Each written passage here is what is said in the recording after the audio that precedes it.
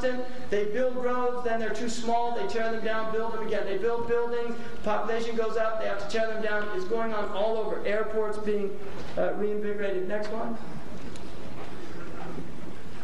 Now, this is, I think, a very interesting picture. It's a satellite photograph of Europe. You can see Italy there.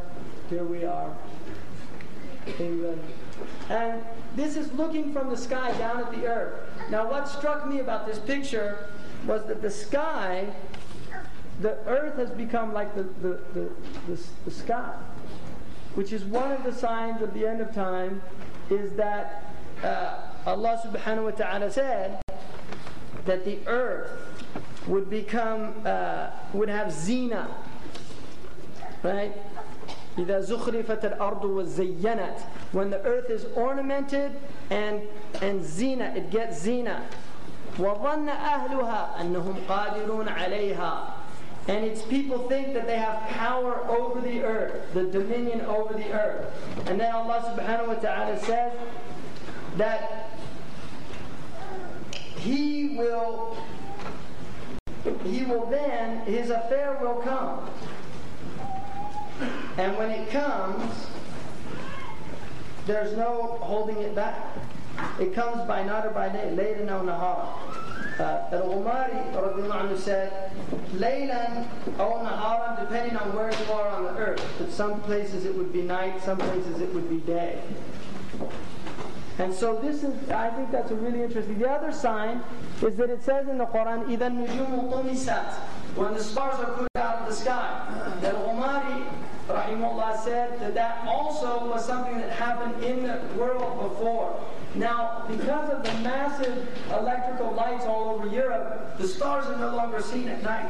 They've been put out by these lights themselves.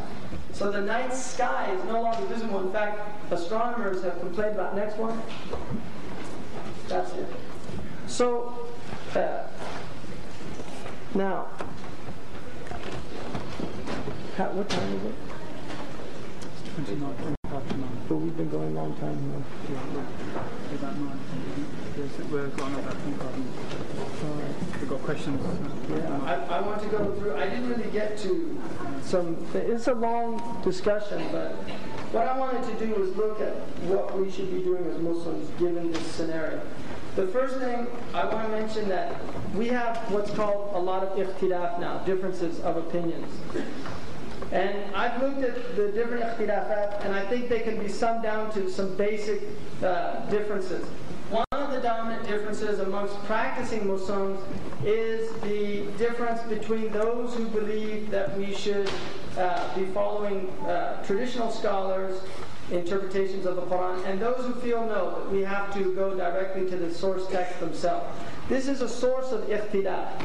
And you have it, people who follow madhab, for instance, and people who are opposed to following madhab. And this has created an ikhtilaf. What I would say about that, one, I think part of the trouble is that because there's such a dearth of scholars now in the ummah generally, there's a lot of confusion. And I think what has to be recognized is that generally there are many sincere Muslims who are actively striving to understand Allah subhanahu wa ta'ala's intentions in His revelation. And some of those people are following madhab, and some of them are not following madhab. What I would say is I think that the movement against madhab has had some negative and positive effects, just like the people who follow madhab have had negative and positive aspects. From the positive effects is that they have forced the people who are following madhab to examine their own understanding closer, to look at dalils, to think about the Quran and the Hadith. And while there's a danger inherent in that a person who is not of that level of scholarship where they can do that with any wisdom, that's the danger that lies. But nonetheless, it's even forced scholars to have to begin to write their books using proofs and things. So there are some positive things about that, and there's been a reinvigoration in other aspects that have resulted in that. On the other hand, some of the more necessary, and I'm doing this, it's like I don't want to offend anybody. This is for I'm putting things out from my own personal experiences. On the other hand, one of of the dangers and the sad things is that there's been a lot of attacking and takfir and tasfiq and tabdi' of people, of saying this person's a fasiq or a mubtada'. And one of the things that the ulama said is that every group always calls groups that disagree with them mubtada'. It's well known in hadith methodology. So whenever a person was accused of being a mubtada', the muhaddithun would actually have to look and make sure that it just wasn't people that didn't like them that were saying that. So one has to understand that. How that can be resolved, I think generally the resolution comes as people's knowledge broadens from both points of view. You have ignorant people who follow madhab who become obstinate about their own position.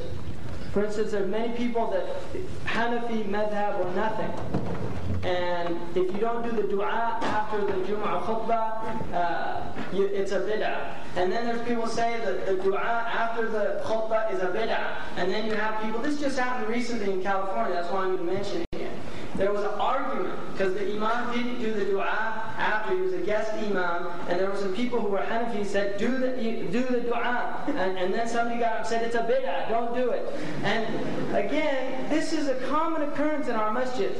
What I would say about that, the most important, and if you get one thing from tonight, the most important thing we all have to remember is that our ummah has many different understandings, and many of them are valid, and many of them are not.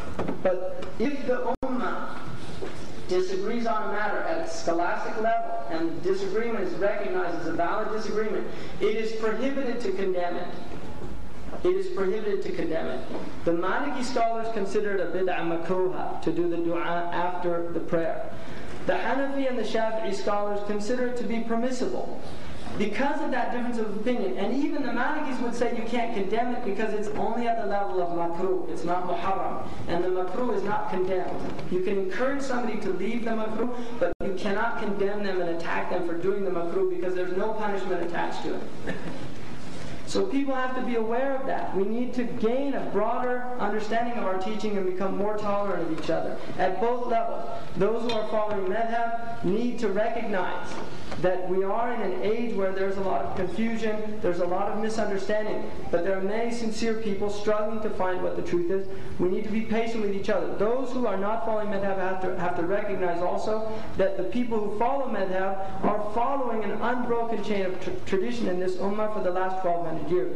That we have no scholars that in the history of Sunni Islam that do not have one of the four imams after their name, including Ibn Taymiyyah al-Hanbali rahimahullah, Ibn Qayyim al-Jawziyah al-Hanbali rahimahullah, Ibn Rajab al-Hanbali rahimahullah. These in their book, Ibn Taymiyyah rahimahullah says in his fatwa many times, qala imamuna, our imam, meaning Ahmad ibn Hanbal. So and then also Imam Ahmad himself said, من قلة علم المرء أن يقلد غيره في دينه. From the small amount of knowledge that a man imitates another man in his religion. And that is used often as a proof against people who are following their imams. And actually it's a proof against people who aren't following the imam if they don't have enough knowledge. If you are a mujtahid, then you must follow the Quran and the Sunnah without recourse to the opinions of men. If you have not reached the level of mujtahid, then you fall under the category in the Quran, فَاسْأَلُوا أَهْلَ الذِّكْرِ إِن كُنتُمْ لَا تَعْلَمُونَ. Ask the people who know if you yourself don't know.